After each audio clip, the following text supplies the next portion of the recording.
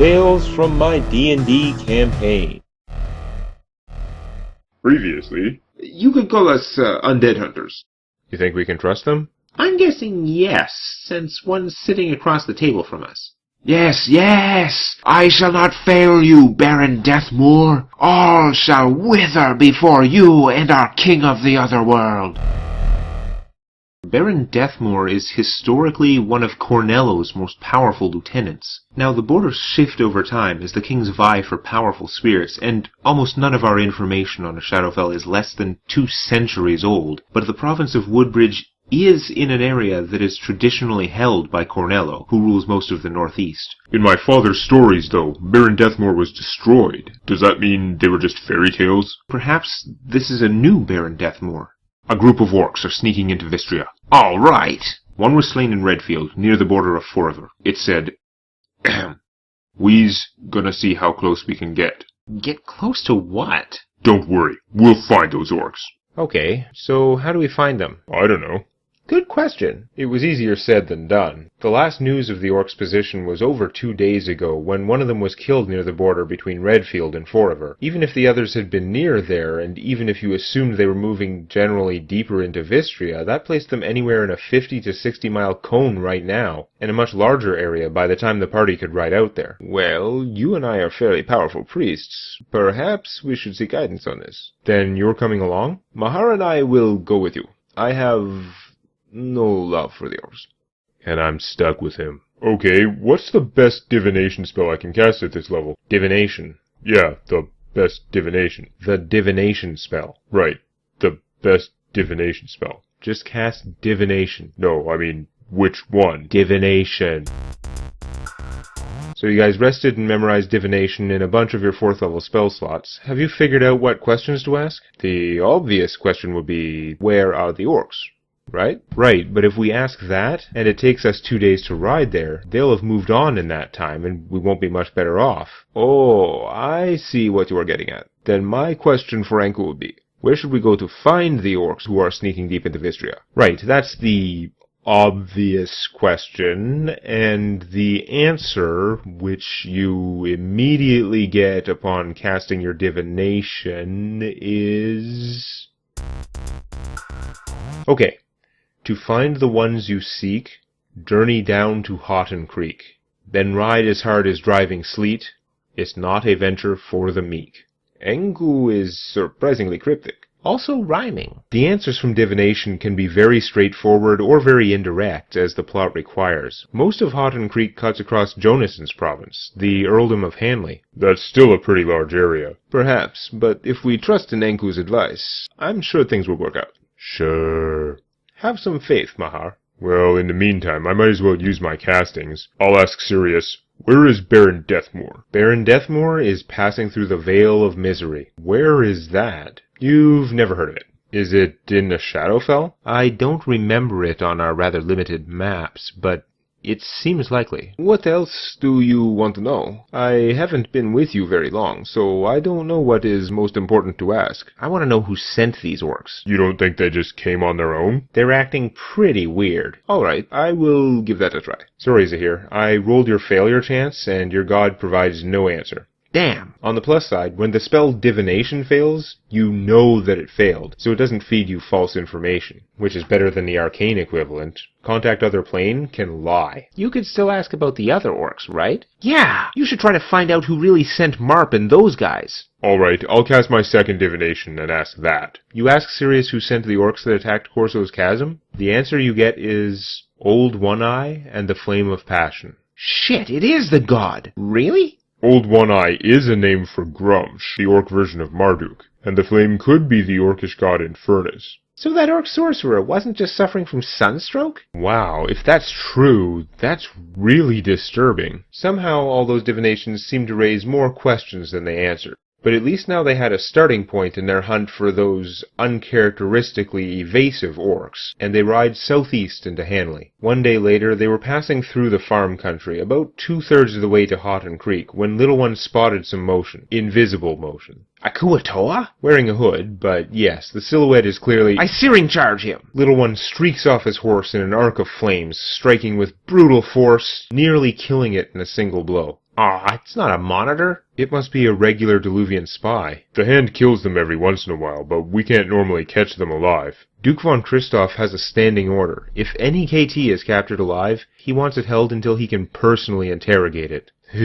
You should surrender, by the way. Or you could try to run. They were already on an urgent mission, though. The Kuo-toa had stopped struggling, realizing that they were way out of his league, but neither would he give any useful answers to their questions. What were you doing here? You're just going to kill me anyway. Well, we'll kill you for sure if you don't give us a reason not to. Let me have a shot. I cast Detect Thoughts. Just as Little One had picked up some more blatantly supernatural maneuvers when he leveled up as a sword sage, Angel had continued to focus on her sneaky magic as a beguiler. Detect Thoughts doesn't let you dig through people's minds and extract deep memories, but it is a great way to detect nearby living things, and if you concentrate on it, you can read the surface thoughts of intelligent creatures who fail their save. And as the cliché always goes, there's nothing more futile than trying not to think about something. What were you doing here? It's just standard recon, scouting Vistrian troop movements and stuff. Were you going to meet someone? That's a yes. Where were you going to meet him? Never. Back at one of those ghost towns across the Verandi border. That's not much help. We already know a bunch of abandoned towns they use as bases. If we try to assault them, they see us coming and clear out before our troops arrive. Then, if we retreat, they'll be back within days, and if we push deeper into their territory, eventually they surround and ambush our army. Even with the mind-reading magic, they don't get a whole lot they didn't already know. Not in this short session. They'd love to spend more time on this and then hand him over to the Duke, but they were in a hurry to catch those orcs, and dragging a hostile, natural-born escape artist could only slow them down. Is there a place nearby we could dump them off? One of our forts? Nearest fort is at least 6 hours out of your way. Even a decent-sized town is a couple hours. We don't know if we have hours to spare. And if we leave him in a town, he'll probably escape. Unless we cut off his legs. I probably shouldn't lead you in that direction. Oh, I was already thinking that.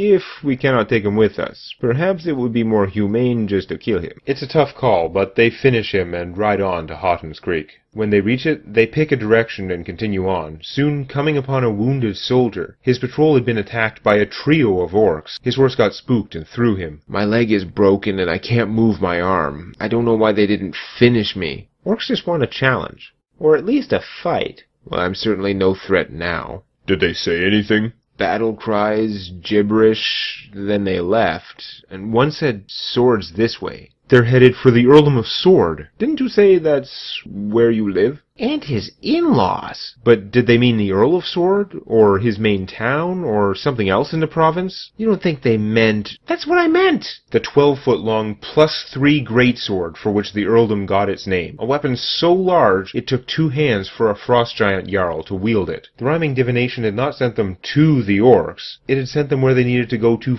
find the orcs. And now they would have to ride hard to overtake them, and to beat them to Baron Silverlode's estate. Black and Zahir healed the soldier as best they could, and they dropped him off in the first town they passed so they could ride full out. A couple days later they reached the castle of Ivana's parents, and Draven breathed a sigh of relief that there had been no attack yet, though that did make them second-guess their conclusion just enough that Draven sent messengers to warn his own household and the Earl of Sword, just in case. After some strategy discussions, they decided to evacuate as many civilians as possible to the nearest settlement. The Baron and Baroness refused to leave, but Draven and the others convinced them to move into another part of the keep, away from the dining hall. The party wanted to avoid getting the Baron's soldiers killed, but they didn't know which way the orcs would approach, or if they would try to sneak all the way into the fort, so they compromised by posting scouts at the outskirts of town, with orders to report anything they saw but not to engage. The rest of the Baron's men and women would guard the fortress, while the party waited by the gates, ready to move out as soon as they knew the direction of the attack. They didn't have long to wait before a couple of the scouts reported spotting orcs approaching from the southeast. The prophecy, if you could call it that,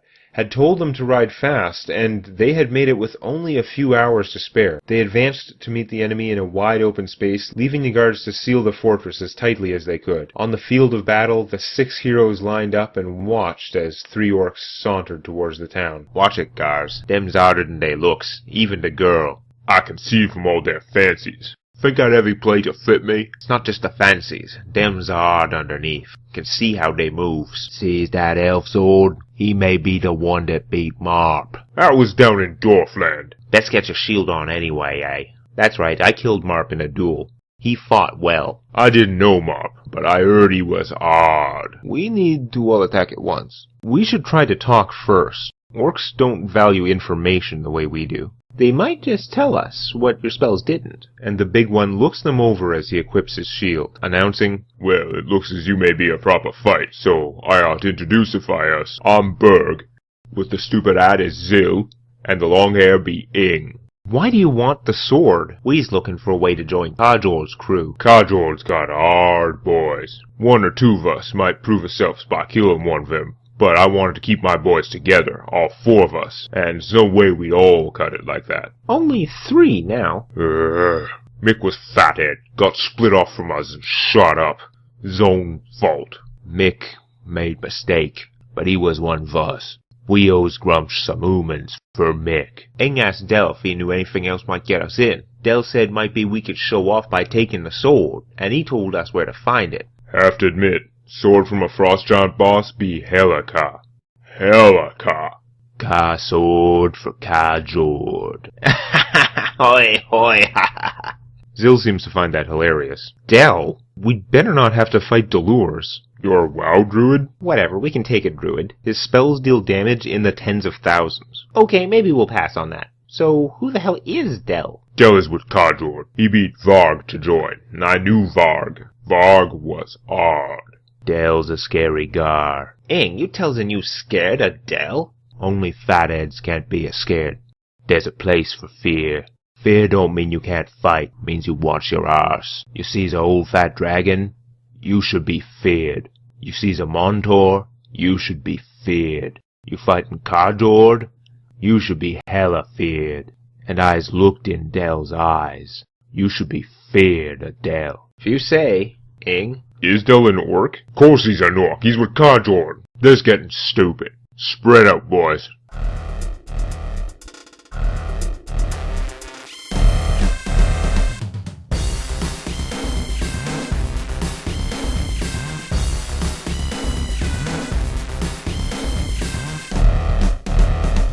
In truth, the battle is impressive, but short, and more than a little anticlimactic. The orcs were each very dangerous. Any of them would have been a good fight one-on-one, but they were outnumbered 2-1, and since the party had time to buff, including Orcbane on their weapons, those numbers turned into an overwhelming advantage. Little One's charge, with the added 5d6 fire damage, hurt Zill a lot, and with Draven's Orb of Force, the orc was nearly dead. Easily finished the next round. Berg fared a little better, only out of sheer toughness, but Angel and Black hurt him a fair amount anyway. The two monks appeared more evenly matched, but only because the fight didn't last long enough for Zahir to land a crippling debuff, or simply start healing Mahar. The fact was, as each orc fell, the rest were that much more badly outnumbered, and the battle barely made it to the third round. You want to keep this last one alive? Interrogate him? I think they've told us all they are going to. We should give him a warrior's death. They deserve that much. We get to loot them either way. Berg had a +2 battle axe and full plate as good as Marp's, without the drawbacks, and Zill had some other magic items which were likewise not very useful except for sail or disenchanting. But Ing's +3 bracers were good for Mahar, who can't fight in regular armor, and the monk's badass mask, made of carved and polished bone, granted +2 wisdom and +2 natural armor, making it a great find for Zahir or for Black, to the point that they almost both recorded it on their character sheets. I think it looks better on me. The other real prize was Zill's +4 belt of strength. Dibs. Well, what do you need it for? You're already strong. So that went to Little One, and they could finally all relax a bit, take some time off as life returned to normal in the settlement around Elstina Castle. They could sell treasure, buy and craft new gear, and the day after the battle, Draven's wife Ivana pulled up with her escort. My Lord Marquis! Ivana? What's wrong? Nothing is wrong. We've received an invitation from the king, and your friends, of course. That's wonderful! Recognition sounded good, if unexpected, but Draven was more happy for his wife, because this was the sort of thing she and her family lived for. The invitation didn't have much detail.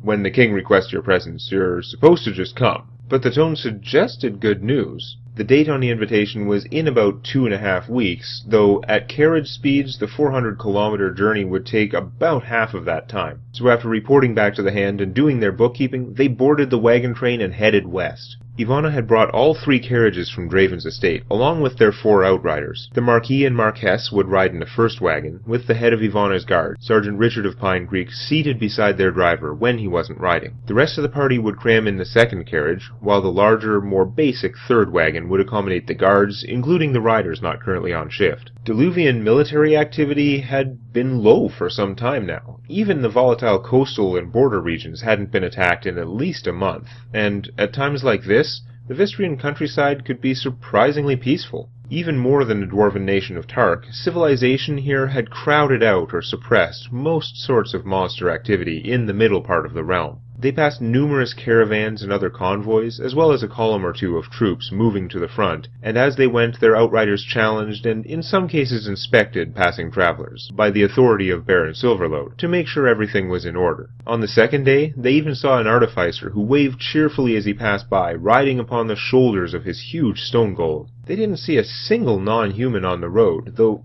come to think of it, even in New Vaniver, that most cosmopolitan of Vistrian cities, they'd only met a handful of dwarves and even fewer other humanoids. Another sign of how cut off this country really is from the rest of the continent. So it was nothing too special a couple days later when they spotted 2 well-dressed men at the side of the road. But they did look fairly distressed, so the outriders stopped the caravan and rode over to check them out, as one of the men called out, "Thank Lareth you came along. Our friend is taken ill. He collapsed, and we don't know what to do for him. Can any of you help him? We shouldn't let the soldiers take these kinds of risks. They're pretty fragile." They do this all the time, all along the trip. We aren't going to personally get out and challenge everyone. This is what I pay them for. Still, I have a bad feeling about this one. Is that because this is the only one I've described in detail? No. Anyway, can I area dispel those guys from here? It's in range. Black rolled some checks, and he definitely dispelled something, though there's no way to tell what. The 2 men look the same, but their postures change. They start waving and break into a run along the side of the road, towards the caravan. Sergeant Richard calls out, "It's an ambush!" and he and his men turn their mounts and start galloping back towards the caravan when a golem bursts up out of the highway, sending cobblestones raining down over a wide area.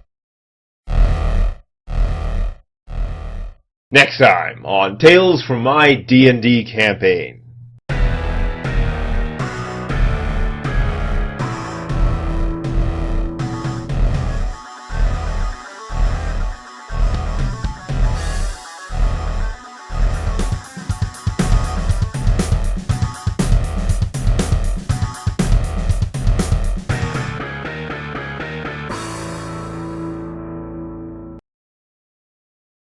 This is SETI Alpha 5! You see, they're young, enter through the ears, and wrap themselves around the cerebral cortex. This has the effect of rendering the victim extremely susceptible to suggestion.